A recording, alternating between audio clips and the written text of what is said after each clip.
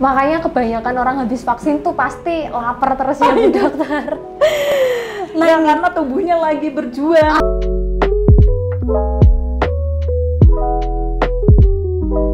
Halo Sobat Kampus dimanapun kalian berada, selamat datang di podcast Halo Upgris, podcastnya mahasiswa Upgris di channel Upgris TV. Bersama saya, Deborah, yang akan memandu podcast pada hari ini. Nah, sekarang saya lagi ada di klinik Universitas PGRI Semarang nih. Yuk kita masuk.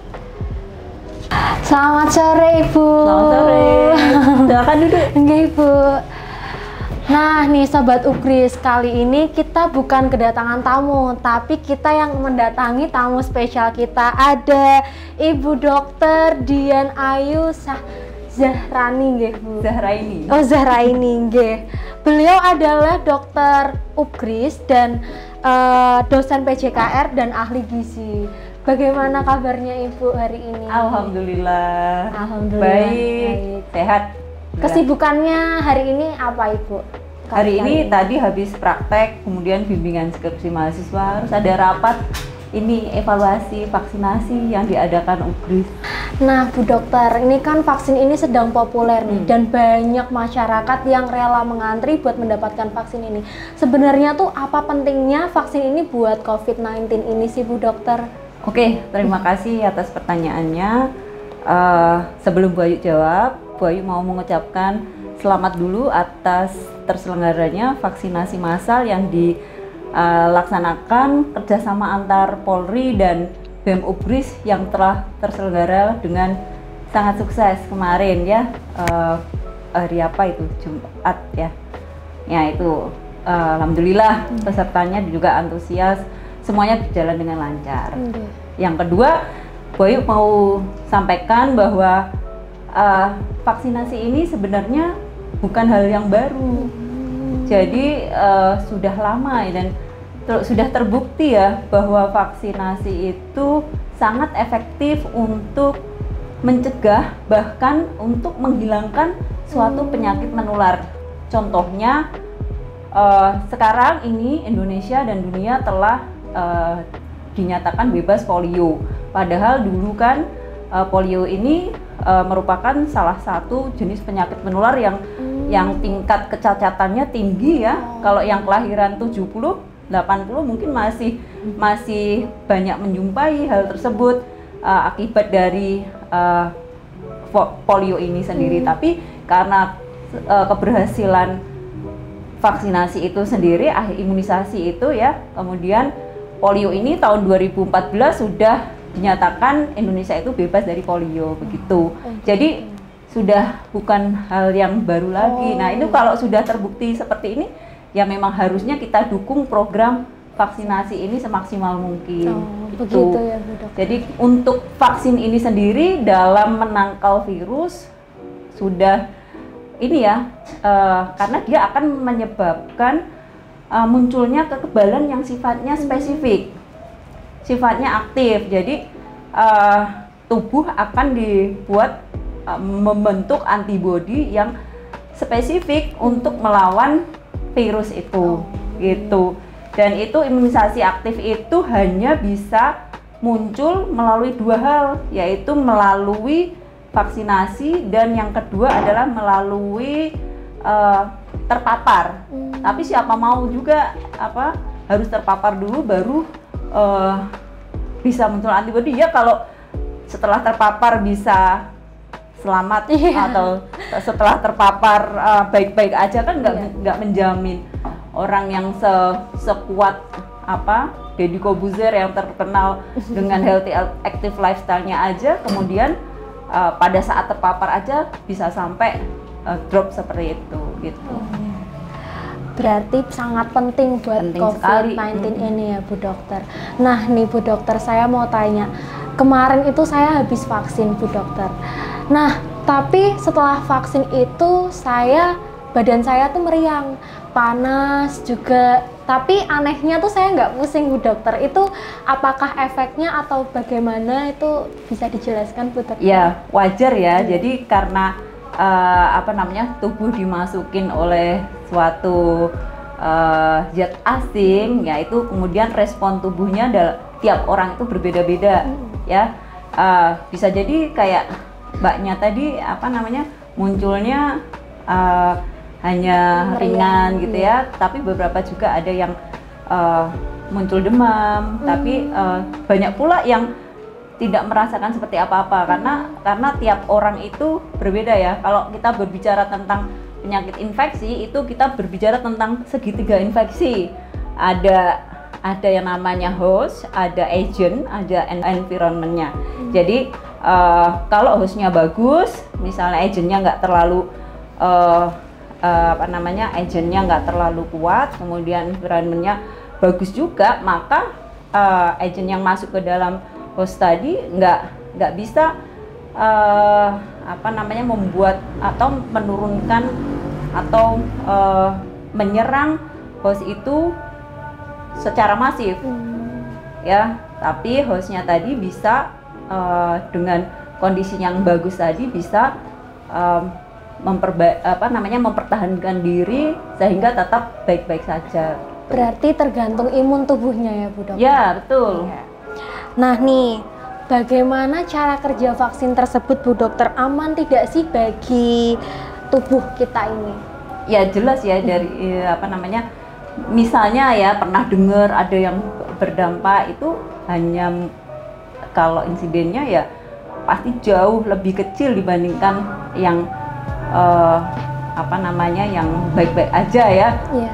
Terbukti sampai sekarang kan juga program vaksinasi telah terbukti bisa menekan angka kejadian COVID itu sendiri ya.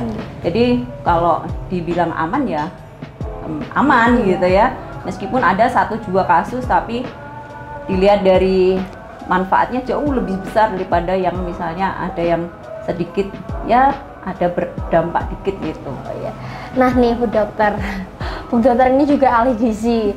Setelah vaksin ini kita harus mengkonsumsi apa aja nih Bu Dokter biar kita, biasanya kan habis vaksin itu kadang meriang, juga ada yang meriang, ada juga yang sehat juga. Itu kita harus mengkonsumsi makanan seperti apa Bu Dokter? Ya sebenarnya prinsipnya tetap sama ya, itu prinsip gizi seimbang ya. Jadi gizi seimbang, tapi memang disarankan untuk memperbanyak sedikit menambah porsi proteinnya. Jadi ditambahin tuh lauk-lauknya ya, jangan nasinya yang banyak, kemudian lauknya sedikit aja, itu jangan. Jadi tetap gizi seimbang, ada karbohidrat, ada protein, ada lemak baik, ada vitamin, mineral dan cairan yang cukup. Rehidrasi harus cukup ya, apalagi tubuh lagi dibuat aktif untuk melawan untuk mengenali zat asin yang dimasukkan ke dalam tubuh, ya kan?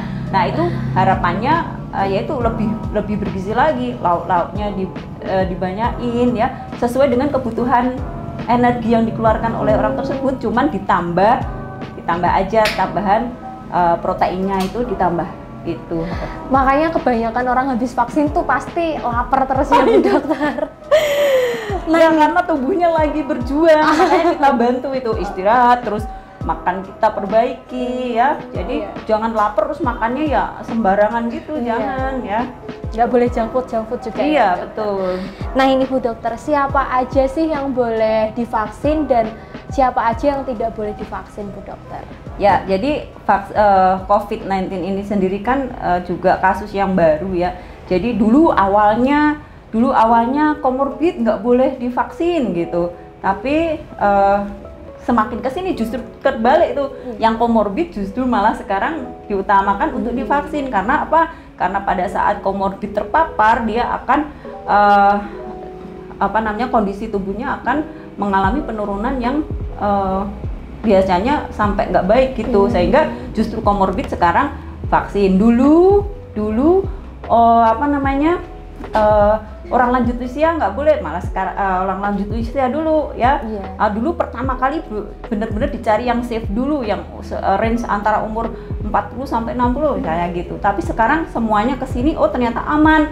Ternyata sekarang dapat semua, bahkan sampai yang usia 12 sampai 18 tahun sekarang sudah mulai vaksinasi juga. Cuman mungkin memang yang kesini nanti yang untuk anak-anak masih menunggu ya, apa namanya, mudah-mudahan juga aman untuk anak-anak juga. Tapi sepertinya aman-aman aja ini ya. Amin. Amin. Nah nih kalau lihat di medsos, di TV itu kan banyak banget yang takut sama jarum suntik itu ya Bu Dokter. Nah nih saya juga tuh kadang tuh kalau dengar kata suntikan tuh takut Bu Dokter. Nah gimana cara meyakinkan mereka buat biar nggak takut sama jarum suntik Bu Dokter? Kalau Bu Ayu selalu ngingetin bahwa kalau misalnya yang takut itu sampai terpapar itu nanti justru suntikannya jauh lebih sering, jauh lebih banyak dan jauh lebih sakit dibandingkan kalau hanya sekali suntik pas vaksinasi itu. Itu jadi mesti langsung oh iya ya Dok ya gitu. Ya berarti ini Sobat Ubris nggak boleh takut sama jarum suntik ya Bu Dokter. Kecil ya jarum suntiknya. Nah nih sekarang kita sering dengar kata herd immunity. Itu artinya apa sih Ibu? Ya, herd immunity itu semacam kekebalan kelompok ya. Jadi di mana suatu populasi itu kebal terhadap penyakit menular tertentu gitu ya. Jadi misalnya nih ya di populasi di Ubris kan kita ini kan pengennya PTM segera ya. Kalau salah satunya ya kalau bisa ya bisa segera terbentuk herd immunity itu dengan memunculkan kekebalan kelompok dengan cara satu vaksinasi, yang kedua antara yang sudah divaksin dan yang sudah terpapar itu jumlahnya di atas, beberapa referensi mengatakan di atas 70%, tapi ada juga yang sampai di atas 75%. Nah, kalau sudah di dalam populasi itu sudah mencapai angka tersebut, itu diharapkan terjadi kekebalan kelompok sehingga pada beberapa orang yang rentan yang belum bisa mendapatkan vaksin pada saat itu bisa ikut terlindungi begitu. Begitu nggih. Berarti ini ada hubungannya untuk vaksin buat COVID-19 itu nggih Bu Dokter? Iya, iya. Jadi kalau misalnya semakin cepat proses vaksinasi ini targetnya tercapai, maka herd immunity akan segera tercapai juga, sehingga harapan kita untuk bisa segera PTM bisa tercapai juga gitu. Iya.